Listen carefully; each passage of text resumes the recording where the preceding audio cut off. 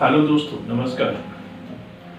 कुछ भी सीखने की क्या कोई निश्चित उम्र होती है? शायद हाँ। अगर सवाल रोजगार का है तो हम स्टूडेंट लाइफ में कुछ इस तरह की चीजें सीखते हैं कि निश्चित एक समय सीमा में इतना कुछ हम सीख लें, यानी इतना कुछ सीख लिया जाए कि एक उम्र तक आते आते हम इतने योग्य हो जाएं कि समाज में हमें रहने के लिए एक सामान्य इनकम शुरू हो जाए और इतना ज्ञान हमें हो जाए कि समाज में हमारी इज्जत हो, एक स्टेटस हमारा जो है मेंटेन हो जाए।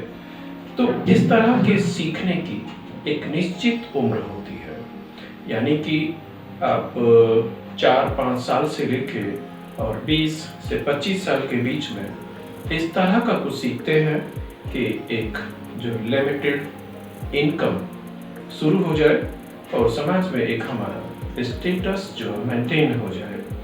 ये सीखने का एक पहलू है, बहुत ही इम्पोर्टेंट ये पक्ष है, ये सीखना पड़ता है। एक निश्चित आमदनी के साथ साथ सीखने का एक और भी एक पक्ष है जो कि हम अपने आसपास के वातावरण से, हमारे समाज में जो कुछ भी घटनाएं घटित होती हैं उनसे भी हम बहुत कुछ सीखते हैं। हमारे आसपास के वातावरण में जो घटनाएं होती हैं उनमें सबसे ये जरूरी है हमारे आसपास, हमारे समाज में, पड़ोस में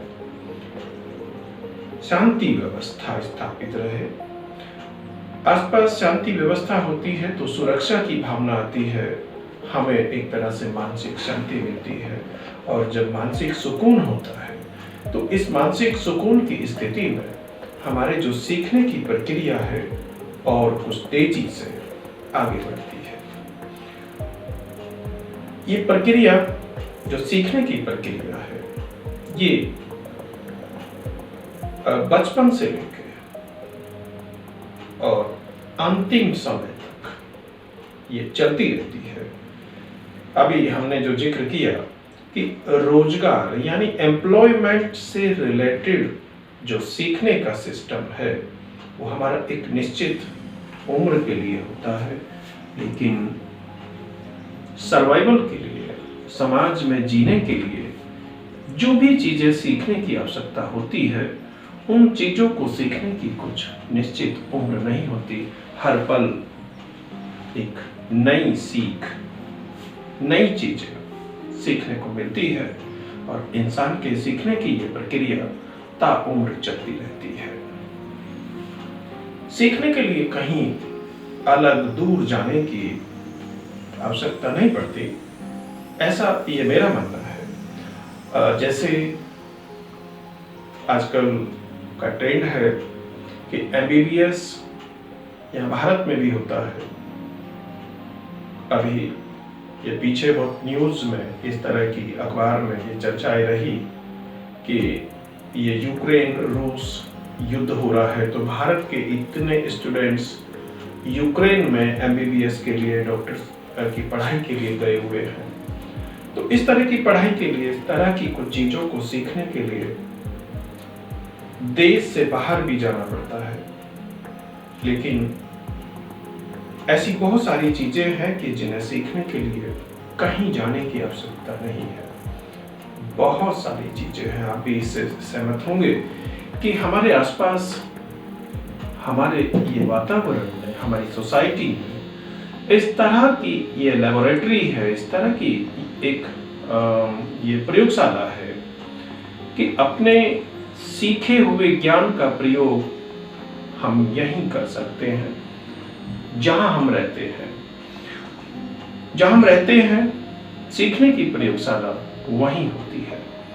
जीवन के कटु सत्य, दुख, सुख, आनंद, क्या करना चाहिए, क्या नहीं करना चाहिए, सब कुछ हम अपने आसपास के वातावरण से सीखते हैं। सब कुछ हमारी ये प्रकृति जो हमारे आसपास की नेचर है वो हमें सिखा देती है। बस सीखने का एक नजरिया होना चाहिए। एक कहावत है, हमारे बड़ों ने बताया है कि दूसरे के कंधों पर बंदूक रख कर कभी भी गोली न चलाएं। यानी इसका अर्थ ये है कि दूसरे का सहारा लेकर या दूसरे के भरोसे रहकर कोई भी आप बड़ा काम शुरू ना करें। यानी अपने आप में आप इतने सक्षम हैं कि आप कर सकते हैं, आपको अपने आप पे विश्वास है, आपके पास साधन उपलब्ध है, तो ही आप करें। अदरवाइज इंतजार आप करें कि आपके पास सभी वो साधन उपलब्ध हो जाएं, या फिर आप अपने ही भरोसे काम को शुरू करें और धीरे धीरे फिर साधन आप जुटाएं।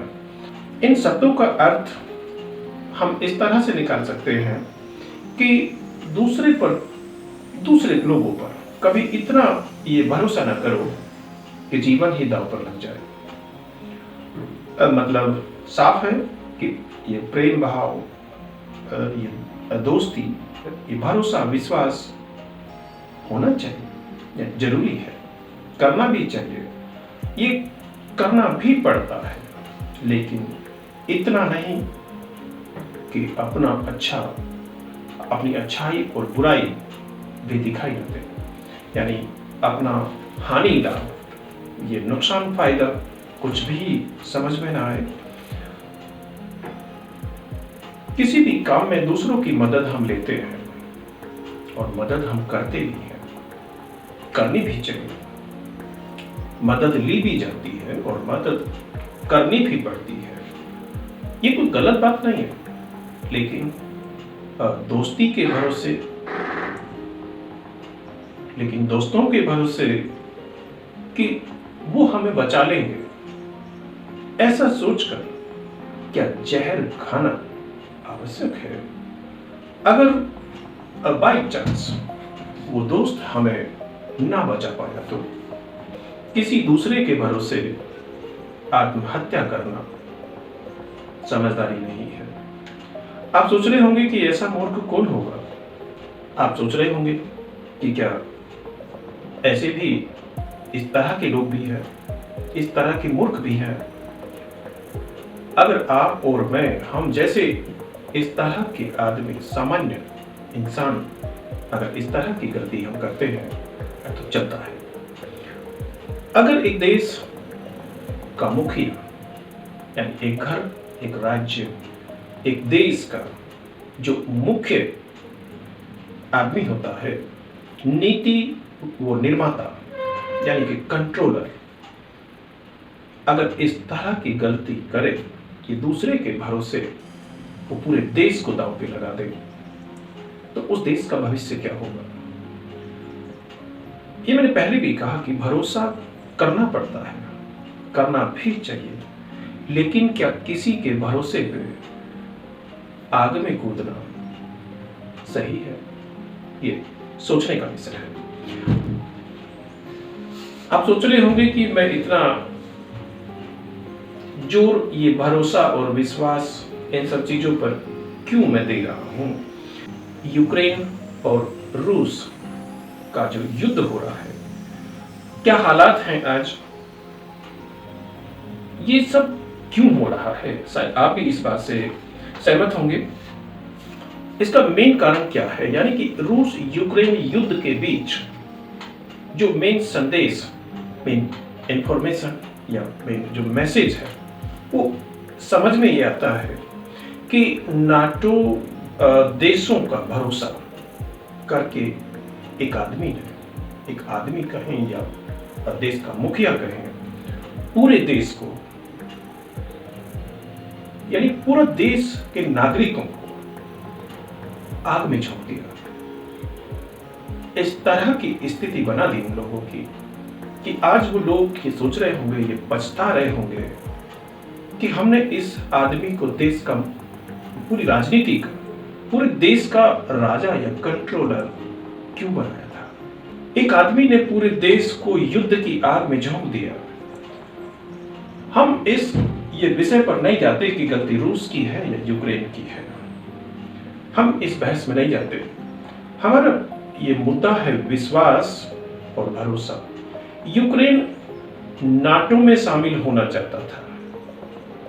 ये सोचता था कि नाटो संगठन बहुत शक्तिशाली है, उसकी हर समय पे वो मदद करेगा।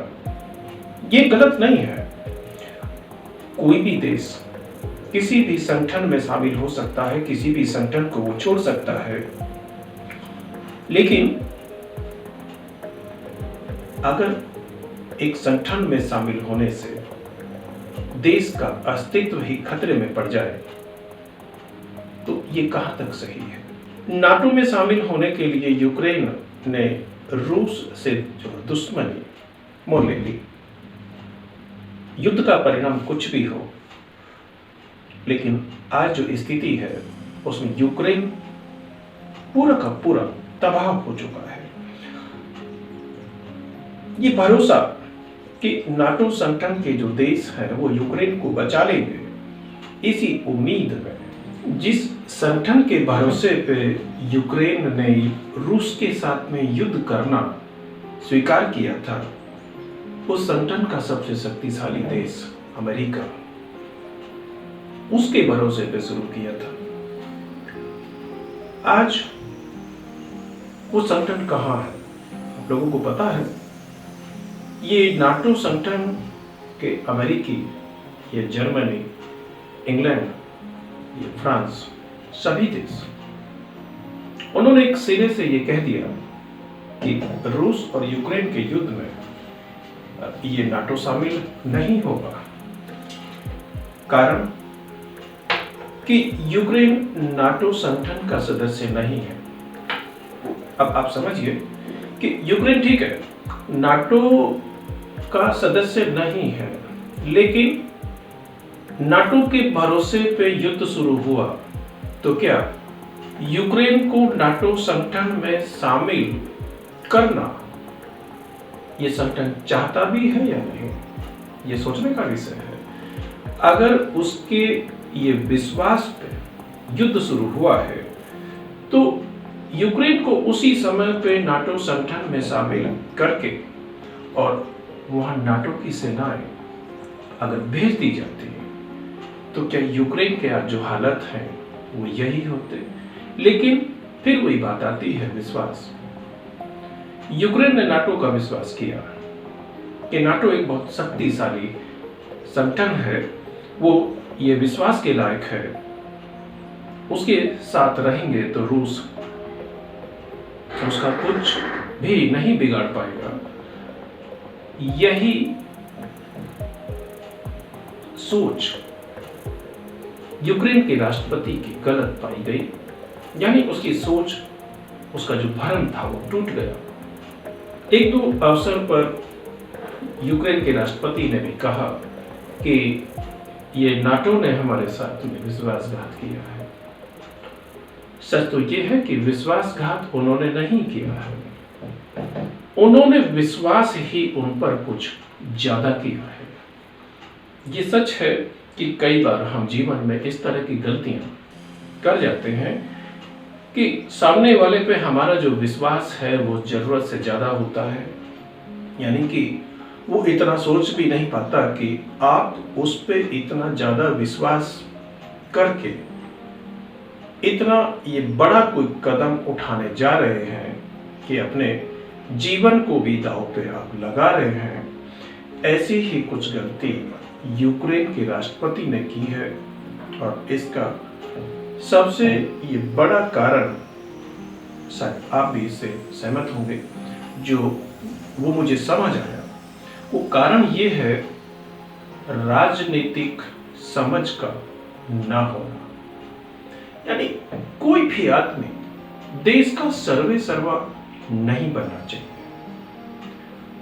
राजनीति की समझ होना बहुत जरूरी है कि हमारा किस स्टेप को उठाने से हमारे देश का क्या हित है और क्या नुकसान, अनहित होगा। ये समझ आई थिंक कोई भी प्रोफेशन के आदमी को आप देश का मुखिया नहीं बना सकते। राजनीति एक अलग प्रोफेशन है, उसके अलग नियम है। किस संगठन में जाना है, किस संगठन को छोड़ना है, उसके लिए देश हित सबसे ऊपर होता है। सभी निर्णय देश हित में, अपने देश की जनता के, अपने आर्थिक स्थिति के, अपना ये राजनीतिक हानि और लाभ, ये सब के विश्लेषण के बाद ये फैसले लिए जाते हैं। अमेरिका की अपनी प्रॉब्लम है। अमेरिका चाहता है कि वो रूस को खत्म करे, रूस के वर्चस्व को खत्म करे। वो केवल अकेला संसार की महाशक्ति बनना चाहता है। कोई भी देश जो अमेरिका के वर्चस्व को चैलेंज करे, चाहे वो रूस है, चाहे वो फ्रांस है, चाहे वो ये चाइना है या एवं ये भारत है, जहां अमेरिका को ये लगता है कि उसकी महाशक्ति होने की जो छवि है वो थोड़ा धूमिल इस देश की वजह से हो रही है, तो वही उसका राजनीतिक रूप से जो दुश्मन हो जाता है। यही प्रॉब्लम अमेरिका की है। वो चाहता है कि सिर्फ इस संसार में रहें तो अमेरिका ही रहे, यानी दादा के रूप में रहे, और सब उसके ये वर्चस्व को स्वीकार करके रहें। अगर रूस भी ये मान ले कि अमेरिका नंबर 1 है, तो अमेरिका और रूस का कोई झगड़ा नहीं है। असली जो झगड़ा है वो यही है कि रूस अमेरिका को ये मानने के लिए तैयार नहीं है कि अमेरिका महाशक्ति है, यानी कि वर्ल्ड की पावर नंबर 1 है। यही प्रॉब्लम चाइना की है कि चाइना भी ये वक्त वक्त पे अमेरिका के वर्चस्व को चैलेंज करता रहता है। अब देखिए कि रूस और यूक्रेन का युद्ध शुरू हो गया, यानी अमेरिका ने रूस को जो है ठिकाने लगाने के लिए यूक्रेन को बलि का बकरा बनाया और अब रूस पर प्रतिबंध लगाए।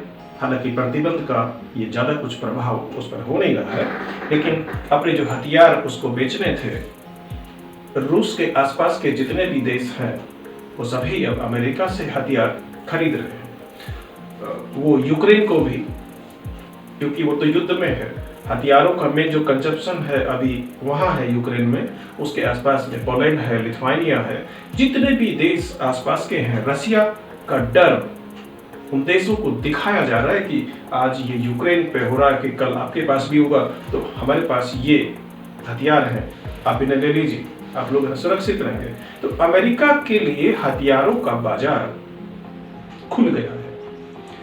ये फैक्ट है कि वर्ल्ड में जहां कहीं भी युद्ध होता है या युद्ध जैसे हालात हैं, वहां अमेरिका के हथियार अवश्य दिखते हैं।